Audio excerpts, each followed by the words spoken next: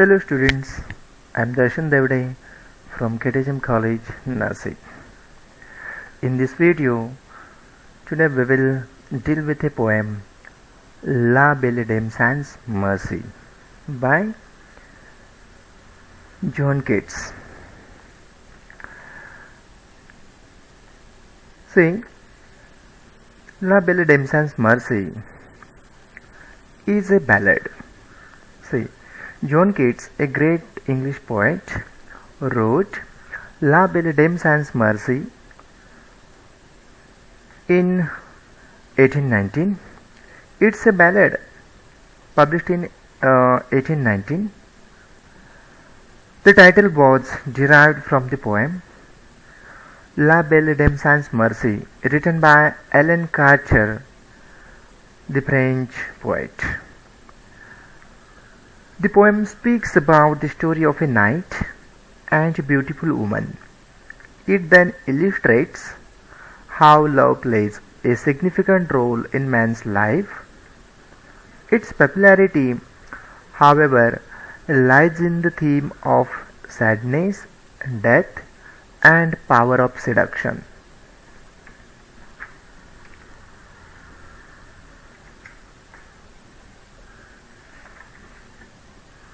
La Belle Dame sans Merci. See, about the author.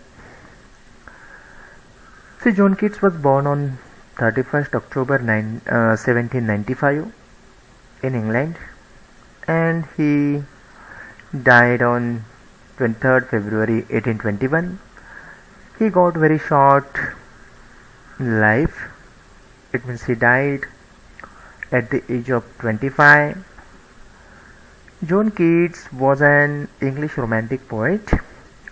He was one of the main figures of the second generation of romantic poets, along with Lord Byron and P.B. Shelley.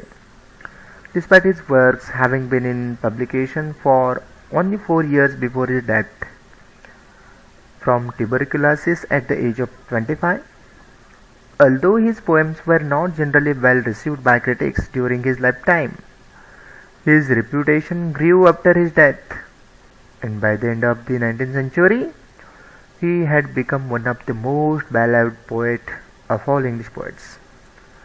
He had a significant influence on a diverse range of poets and writers. The poetry of Keats is characterized by a style heavily loaded with sensualities. This is typical of the romantic poets, as they aim to accentuate extreme emotion through an emphasis on natural imagery. La Belle Dame sans Merci is a ballad by John Keats, one of the most studied and highly regarded English romantic poets. In the poem, a medieval knight recounts a fanciful romp in the countryside with a fairy woman, La Belle Dame sans Merci, which means the beautiful lady without mercy.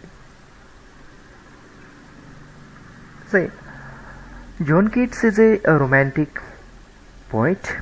Then what do you mean by romanticism?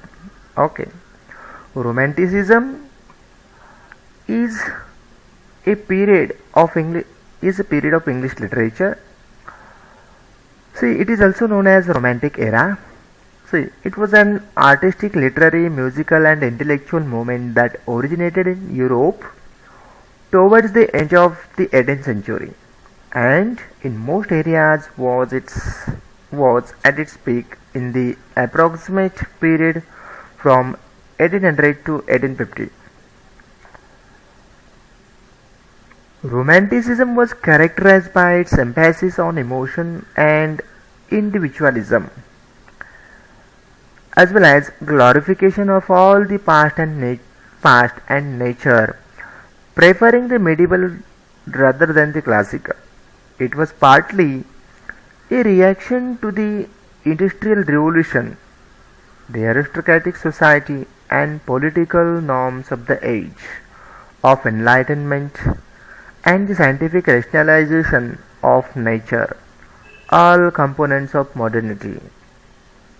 The moment emphasized intense emotion as an authentic source of aesthetic experience, placing new emphasis on such emotions as apprehension, horror, and terror, and awe, especially that experienced in confronting the new aesthetic categories of the sublimity and beauty of nature.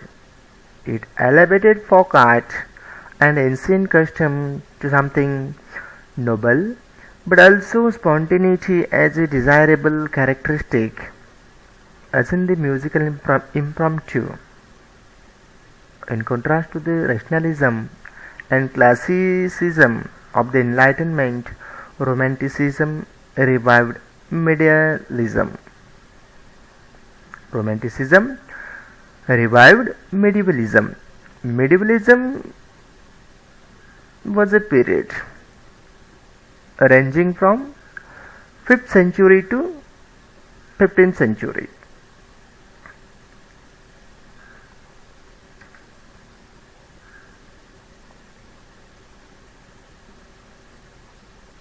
What is ballad?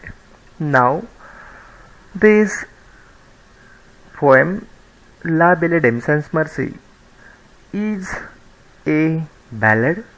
Then what is ballad? You might be knowing. Ballad is a kind of narrative poem adapted for recitation or singing, especially a sentimental or romantic poem in short stanza. See, in medieval period, ballads were sung and those ballads were not written. See, ballads were passed down to next generations orally. Okay. These days it means kids has written this ballad, so we may call it a literary ballad. But earlier ballads are called as folk ballads. It means as they were orally transmitted, so we called medieval ballads as folk ballads. But as kids has written this ballad in the format of folk ballads, so we may call this particular ballad of kids as a literary ballad. It's a popular narrative song passed down orally. What is ballad? It's a popular narrative song passed down orally. In the English tradition, it usually follows a form of rhymed ABCB, quatrains alternating 4 stress and 3 stress lines. Folk or traditional ballads are anonymous and recount tragic, comic, or heroic stories with emphasis on central dramatic event. Examples include Barbara Allen and John Henry.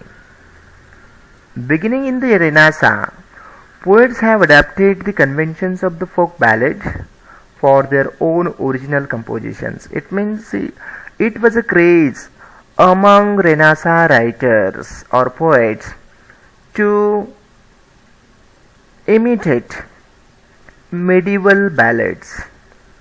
Okay, it means literary ballads are written in imitation of the folk ballads of medieval era.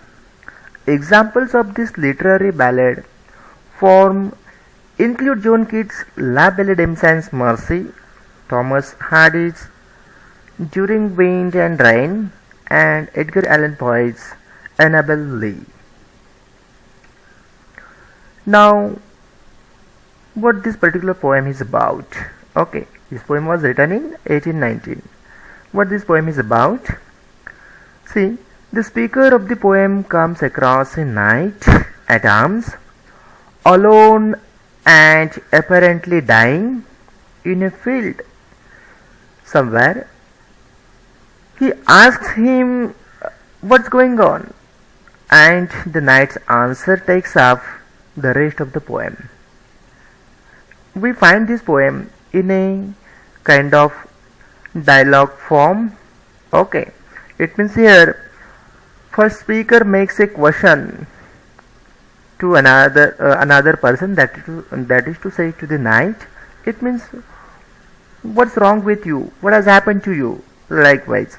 Then the knight answers as to what has happened or why he is landed in such a horrible state. Okay, the knight says that he met a beautiful fairy lady in the fields. He started hanging out with her, making flower garlands for her, letting her ride on his horse, and generally flirting like knights do. Finally, she invited him back to her fairy cave. Sweet, thought the knight. But after they were through smoking, she lulled him to sleep, and he had a nightmare about all the knights and kings and princes that the woman had previously seduced. They were all dead. And then he woke up alone on the hillside somewhere. See, La Belle Dame's Mercy is in the form of a folk ballad and relates the story of a man. Who is this man? A knight. And a beautiful woman. Who is this beautiful woman? A fairy child. In what is a curious allegorical romance. It means we may call this poem a kind of allegorical romance. La Belle Dame's Mercy was originally the name of an anonymous 14th century English poem about a cruel woman, but the title La Belle Dame's Mercy is more commonly associated with John Keats's poem, which tells the story of a knight at arms who was seduced by a woman who was more fairy than human, you know the sort of thing, lured back to her cave and then abandoned on the cold hillside. The poem inspired the title of Rachel Carson's groundbreaking 1962 work of environmentalism, Silent Spring, from the line of Keats's poem And No Bird Sing. So what is the setting of this particular poem? See, the poem takes place in the countryside during the Middle Ages, a period in Europe that lasted between the 5th and 15th centuries. The time period can be specified somewhat if the reader considers the knight's chivalric treatment of the lady. The informal chivalric code was developed after the 11th century. The country can be described as generically European, though Keats's England or the France of Alan Carter, the poet whose 15th century poem is this one is based on, are good guesses. The season is late autumn. Plant life has withered from the lake. In line 3 and in line 8, the harvest is done. Everyone and everything is preparing for winter. The specific place is the zone between a lake and the cold hillside of line 36, where the knight wakes from his dream. In the knight's story, he and the lady ride his horse through the surrounding area. They meet in a meadow, dig up roots from the soil, and embrace in a cave. The knight's dream can also be considered part of the setting. It's a place populated by the pale kings and princes of line 37 and reflected in the cold hillside and withered lake shore. If you read the poem, then you will come across likewise language and form, La Belle Dame's Mercy is a ballad, which is an old-fashioned folksy style of poem that typically tells a story. Ballads use simple language that would appeal to less educated people, like farmers and laborers. Ballads were primarily an oral form. People would memorize them and pass them on to their friends and family by memory, rather than from a book. Poets like Keats tried to mimic this style in their written works, and as I have already said, this ballad is a kind of literary ballad, as it is written in the fashion of folk ballads of medieval era. This poem has a particular structure. And what is the structure of this poem? Let's say the poem can be divided into two parts. The first part, from stanza 1 to stanza 3. The questions of the stranger to the knight. The work of the first three stanza is to make the symbols a living part of that reality. In other words, there suggests a connection between man and nature. The second part, from stanza 4 to 12, the knight's reply to the stranger. From stanza 4 to 12, there is a 9 precisely balanced stanzas containing the main narrative, the progress of the knight. In the first 4 stanzas, 4 to 7, comes to the central one when he is taken into the elfin grot, and in the last 4 stanzas, that is to say 9 to 12, he withdraws from the grot. Grot refer to cave. See, this is the poem. It means here we find two parts of the poem. It means first 3 stanzas form one part, whereas the rest stanzas form second part of the poem. It means totally we have 12 stanzas in this poem. It means stanza 1 to 3 form one part and stanza 4 to 12 form second part. It means this poem begins with an unidentified speaker. We may call the speaker a mysterious person or a mysterious speaker. Oh, what can ail thee, knight at arms? Alone and palely loitering, the sage has withered from the lake, and no birds sing. Oh, what can ail thee, knight at arms? So haggard and so woe-begone. The squirrel's granary is full, and the harvest is done. I see your lily on thy brow, with anguish moist and fever dew, and on thy cheeks a fading rose fast withers too. I met a lady in the meads, full beautiful, a fairy child. Her hair was long, her foot was light, and her eyes were wild. I made a garland for her head, and bracelets too, and fragrant zone she looked at me, exceeded love, and made sweet moan. I set her on my pacing steed, and nothing else saw all day long, for sidelong would she bend and sing a fairy song.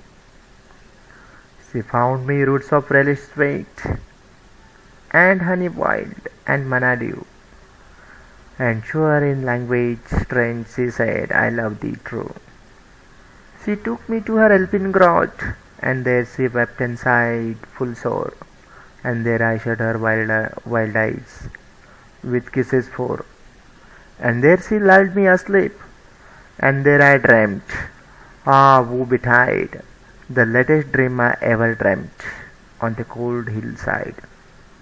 I saw pale kings and princes too, pale warriors, death pale were they all.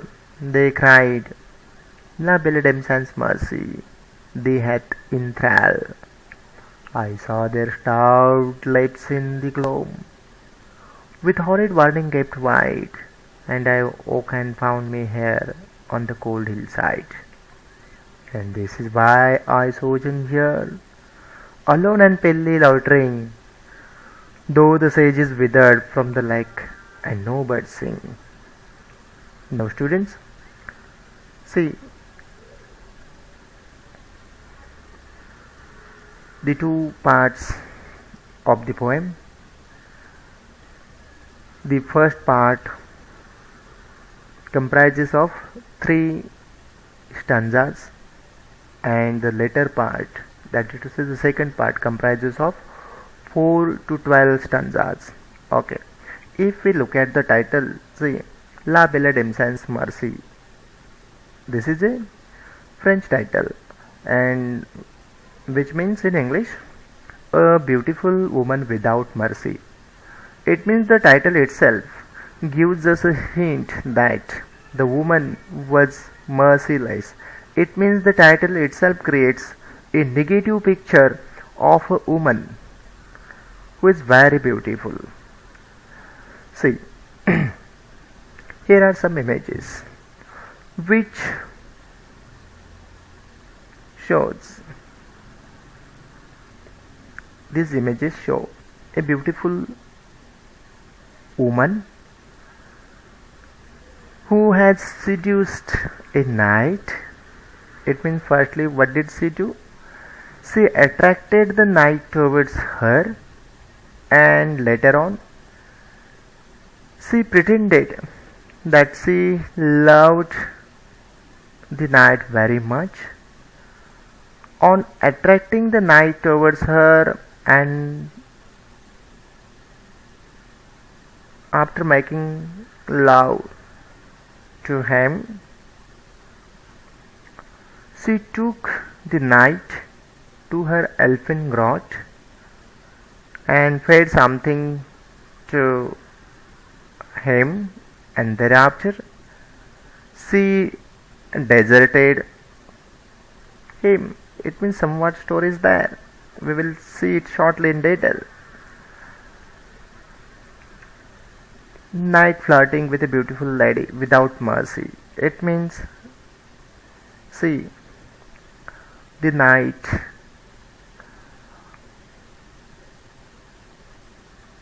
flirted with this beautiful lady. Now see, analysis of the poem. Oh, what can ail thee, knight at arms? Alone and palely loitering? Question mark. The sage has withered from the lake, and no birds sing. Normally, when do we use a expression? When do we use an expression like "oh"? It means when we are surprised. Oh, what can ail thee, knight at arms? It means what has happened to you? Alone and palely loitering. See, why are you wandering here in such a sad mood? The sage has withered from the lake and no birds sing. It means, see, what is the situation around? The sage is a kind of small plant, and it has withered, and no birds sing. No birds sing. It means the atmosphere seems to be horrible. Okay, as the plant has withered from the lake, and birds too do not sing. This gives us a clue that the atmosphere is really horrible, and in such a horrible atmosphere, the knight is loitering alone, and that's why the speaker here, the unknown speaker here, makes a question. What has happened to you? Oh, what can ail thee? L, A-I-L, L. it means what causes pain to you. Okay, what else? The means you. Oh, what can ail the united arms, so haggard and so begone? The squirrel's granary is full, and the harvest is done. Again in the second stanza, the speaker repeats the question, oh, what can ail the united arms, so haggard and so begone? What do you mean by haggard? The word haggard, it means completely exhausted. Haggard, it means a person who is very tired and completely exhausted, okay, who has suffered a lot, and so we begone.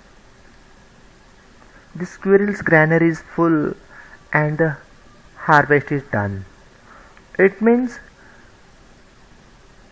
everybody is prepared for the tough winter. Okay, it means squirrels have prepared themselves to face the tough time of the winter. They have filled their granary full, and the farmers have done the harvest. Okay, it means everybody seems to be preparing for the tough time of winter. But here, what is happening with the night? The night is wandering all alone in very horrible state, in completely exhausted, completely sad state of mind and body. Okay. I see your lily on thy brow, with anguish moist and fever dew, and on thy cheeks a fading rose fast withers too. See the third stanza.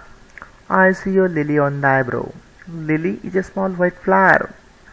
I see your lily on thy brow. It means here the brow of the night is compared with the white lily. It means the night has become extremely pale. Okay, it means he is extremely sad. Okay, he is extremely exhausted.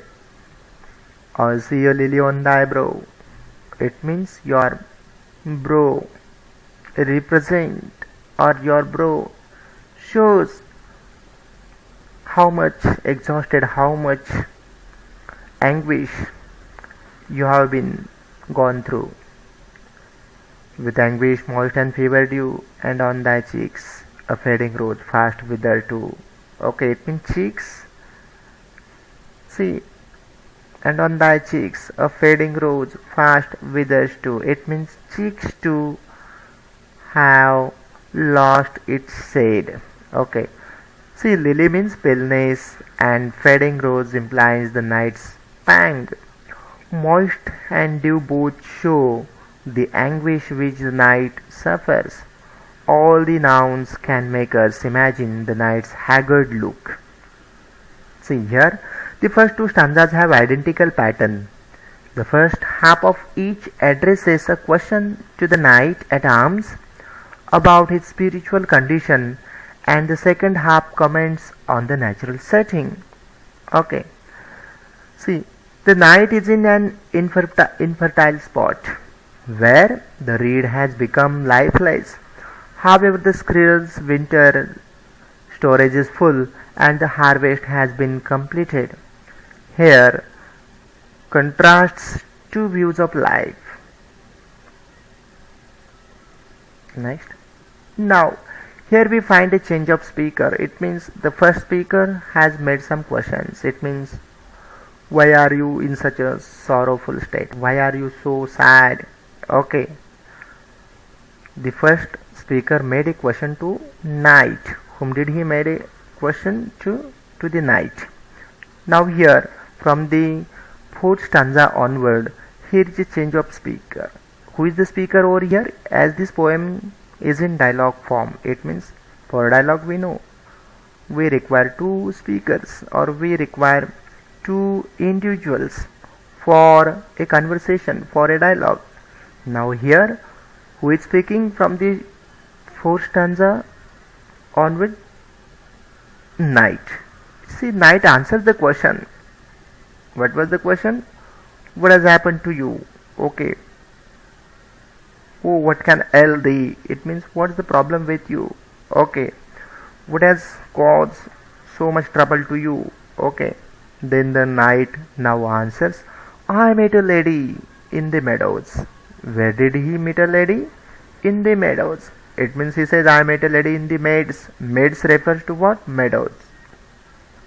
Full beautiful, a fairy child. How was the lady? It means she was a fairy child. She was extremely beautiful. Her hair was long, her foot was light. It means her hair was long, her foot was light, and her eyes were wild. It means from the description we come to know that she was not a normal lady, but she was extraordinary lady. Wildness of eyes is not usually used to describe a lady. It seems that the lady had some mysterious power to charm men, especially by her wild eyes. I made a garland for her head, and bracelets too, and fragrant zone. She looked at me as she did love, and made sweet moan. It means from the fifth stanza we come to know that now the knight is attracted towards the lady, and so he is offering something to her. What does he offer to her? Yes, it means he made a garland for her head. It means he offers a garland to her. Okay. And bracelets too. Thereafter, fragrant zone. Okay. She looked at me as she did love, and made sweet moan. It means she is making her amorous advances. Okay, she is trying to make love to the knight, and the knight is also responding in the befitting manner. Okay, it means he too is returning her love. I set her on my pacing steed. Steed means horse. I set her on my pacing steed, and nothing else saw all day long. And nothing else saw all day long. For sidelong would she bend and sing a fairy song. It may say the knight sat her it means the beautiful lady. The knight sat the beautiful lady on his horse, and they moved along. For the whole day the knight praised her beauty. Okay, they moved along, they moved together, and the lady too sang fairies' beautiful songs to the knight. Okay, it means as if two lovers move together. Okay, and they enjoy the silence, as they enjoy the company of one another. Here, the knight and the lady are enjoying the company of one another. See, to emphasize the knight's surprising meeting, Keats uses the magical words to describe what happened. See, next. She found me roots of relish sweet, and honey wild, and manna-dew, and sure in language trained she said, I love thee true. See, in the earlier stanzas we have seen it means how the lady had made some amorous advances towards the knight. Okay, and the knight too responded the love the lady lavished on him. Now the beautiful lady is giving something to eat to the knight. What does she give to the knight to eat? Yes, she found me roots of relish sweet. It means she dug up some roots and she gave it to the knight. And honey wild and manna-dew. Manna-dew? Manna-dew is a kind of allusion. It means it's a kind of substance which God gave to people of Israel when Israelis were on their journey out of Egypt. Okay, it means a special kind of substance seed is give to the night, and sure in language strange she said, I love thee true. It means from this expression we come to know that she expresses her desire to be in love with the night. She took me to her elfin grot. Grot, it means cave. Grot refers to what? Cave. Elfin, it means fairy's cave. Elfin grot refers to what? Fairy's cave. She took me to her elfin grot, and there she wept and sighed full sore, and there I shut her wild, wild eyes with kisses for. It means the lady, by making her amorous advances, by expressing her love to the night, she has now lured the night to her cave. And what does she do now? It means over there they are making love. Okay. See, and there she wept and sighed full sore. It means now she is making a kind of complaint that I love you so much, but you don't respond me in likewise manner. You don't love me the way I do. Okay, it means how women sometimes act. Okay, and there she wept and sighed full sore, and there I shut her wild, wild eyes with kisses for. It means as she was crying, as she was complaining that the night was not responding in likewise manner, in befitting manner, so the night kissed her. He made wild love. It means he loved her in befitting manner. Okay, he responded her love. Okay, and there she lulled me asleep, and there I dreamt. Oh betide, the latest dream I ever dreamt on the cold hillside. See, and there she lulled. It means she must have sung some lullabies, and there she lulled me asleep. It means she sang a beautiful song, a fairy song, and she made him slave. And there I dreamt, oh betide, the latest dream I ever dreamt on the cold hillside. It means when the knight fell asleep, he saw a horrible dream on the cold hillside.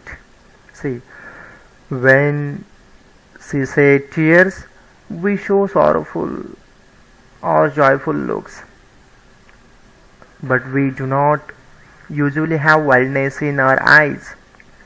This kind of expression in her eyes is not like a human being, so the lady is thought to be a non-mortal. Again, see here, and there she lulled me asleep. It means the night was powerless, and there I dreamt. Oh betide, the latest dream I ever dreamt on the cold hillside implies the sinister reality which the night faces, supported by idea that hills are often where the fairies and elves live. Last three stanzas.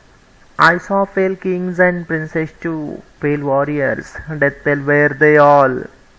They cried, La Belle Dame's mercy had thee enthralled. It means what this stanza tells us. What did the knight dream? It means what did he see in his dream?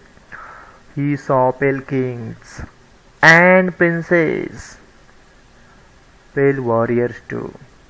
How were they? In what state were they all? Death pale were they all. It means this fairy child, this beautiful woman, had caused similar kind of state to them. They cried. What did they say? They won. They seems to have won the night. Then what did they say?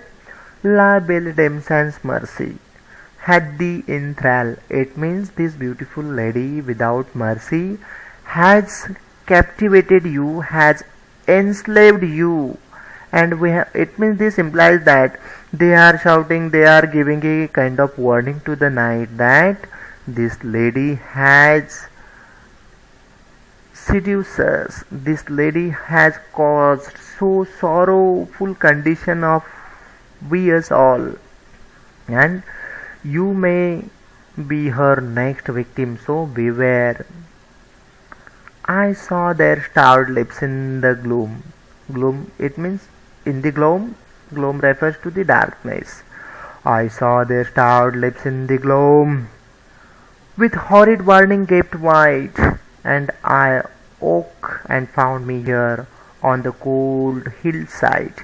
The kings and princes' starved appearances seem to predict how dreadful and miserable the night's future will be. Last stanza. And this is why I sojourn here. And this is why, it means, if someone makes a question and when somebody sums up his answer, then he says thus, likewise. Okay. And so here the knight says, and this is why I sojourn here, alone and palely loitering, though the sage is withered from the lake and no birds sing. It means, right from the stanza 4 onward, we are given a answer by the knight as to why he was loitering alone on the hillside. Okay. The completion of a circular moment is marked by the fact that the last stanza echoes the first stanza and answers the stranger's question in the introductory 3 stanzas, and brings the poem round full circle so that the final stanza may be an approximate repetition of the first. Okay. The last stanza, in last stanza, what we get? See, it implies he will be there for some time. Okay. Next. See, La Belle Dame sans Merci. Summary. Then what did we see in this poem? Here is a summary. La Belle Dame sans Merci. The woman. What does the title mean? It means a woman without mercy, a beautiful woman without mercy. The woman is beautiful but merciless. It's his title, which he got from a 15th century courtly love poem by Alan Catchell.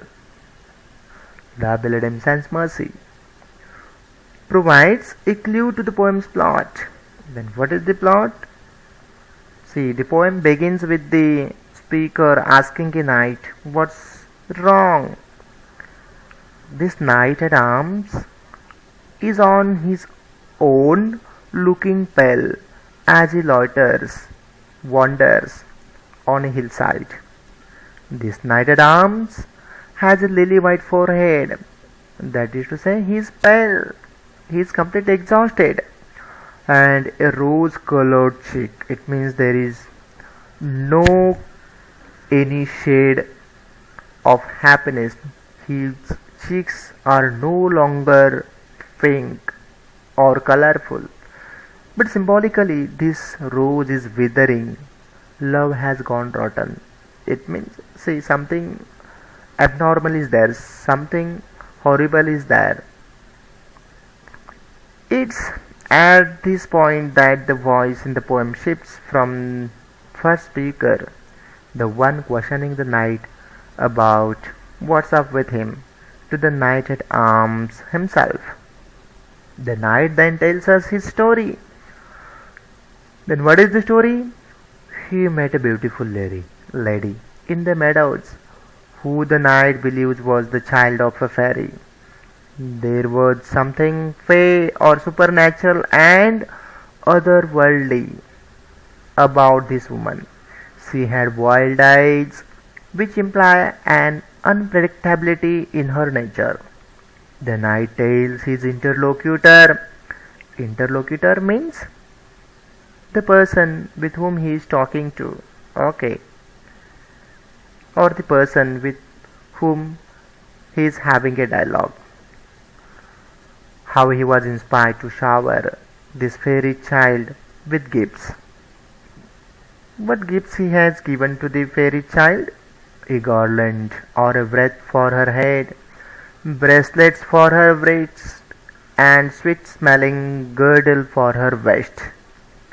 Girdle is a kind of ornament worn by women around their waist.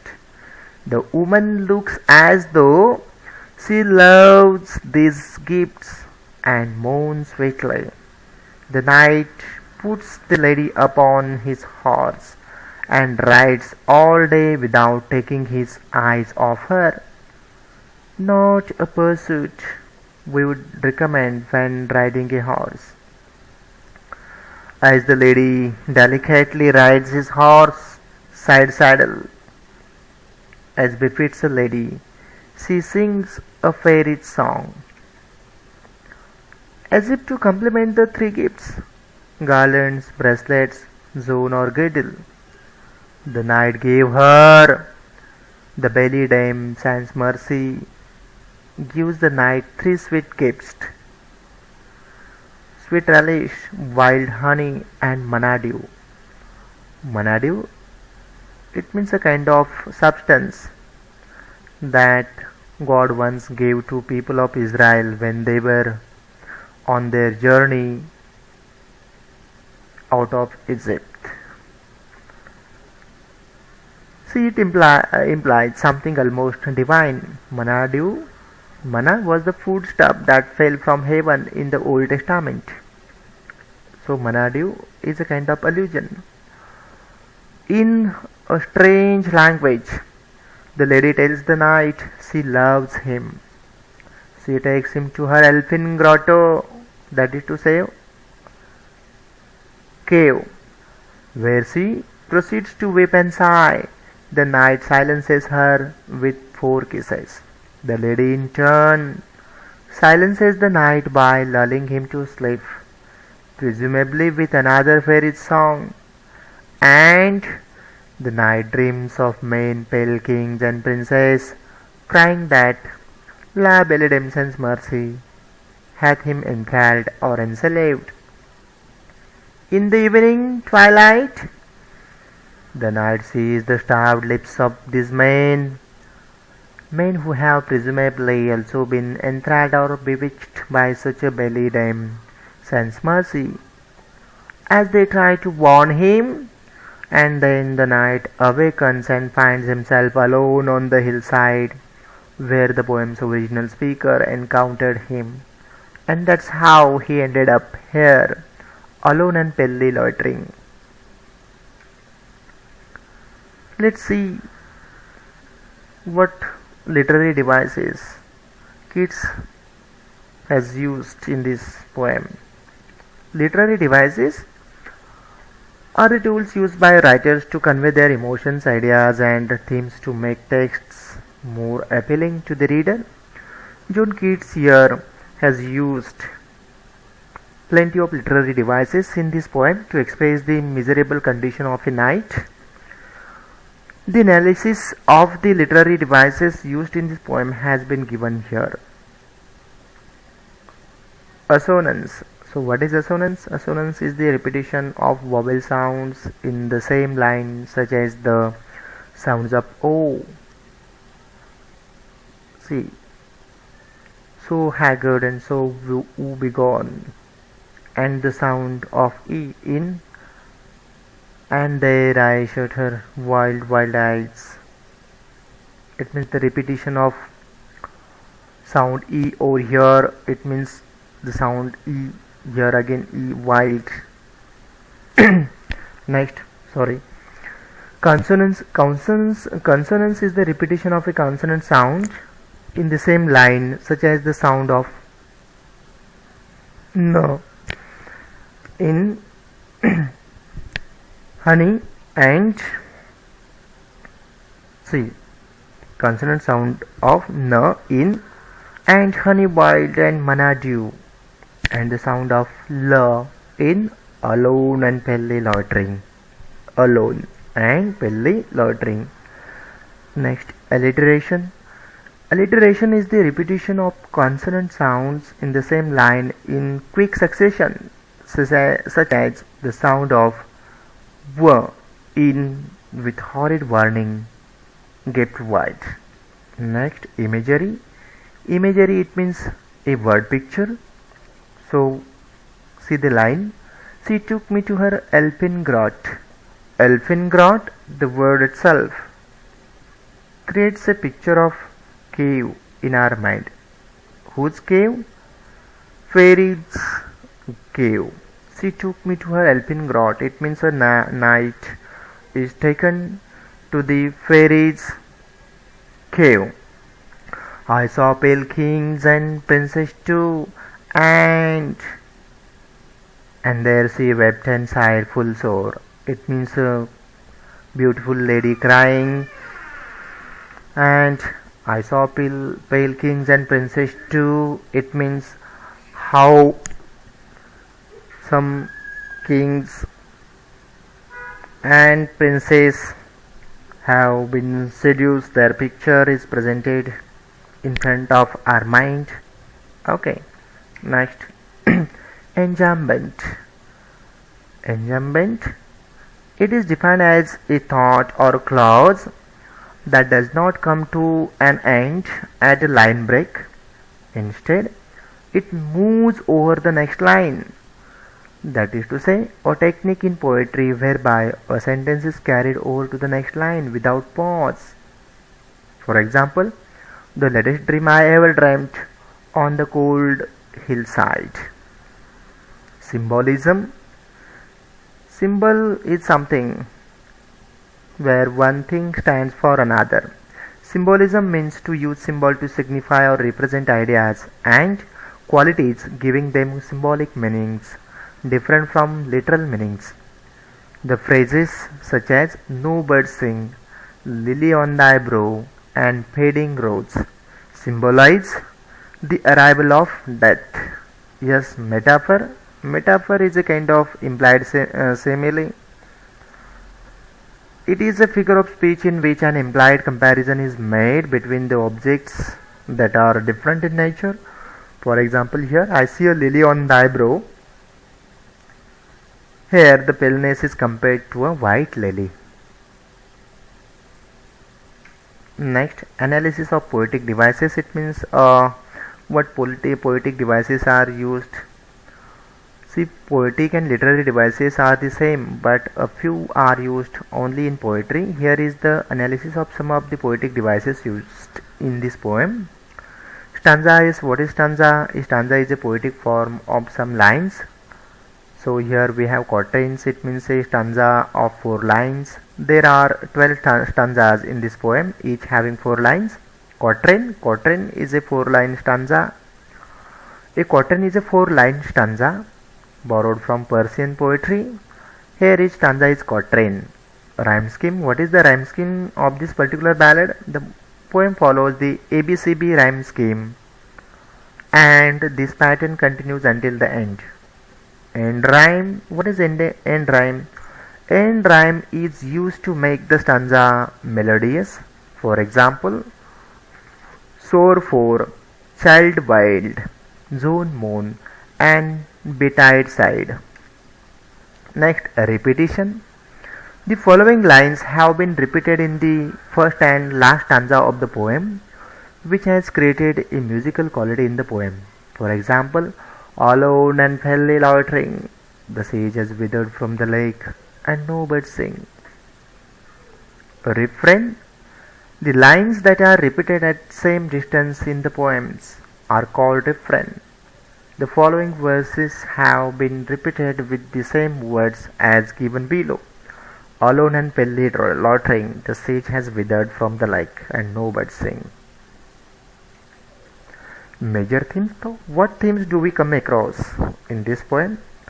See, the theme of illusion versus reality, death, love, innocence, and seduction are the major themes of this poem. See here, the lady with her beauty enslaved the knight and left him to die at the lake. Also, the knight's dream indicates that was not the first time she trapped a man. In fact, there is a series of ill-fated men to whom she ditched. The poem gives a message that love, beauty, and joy are short-lived, and that physical beauty and seduction can mislead a person. Thank you, students.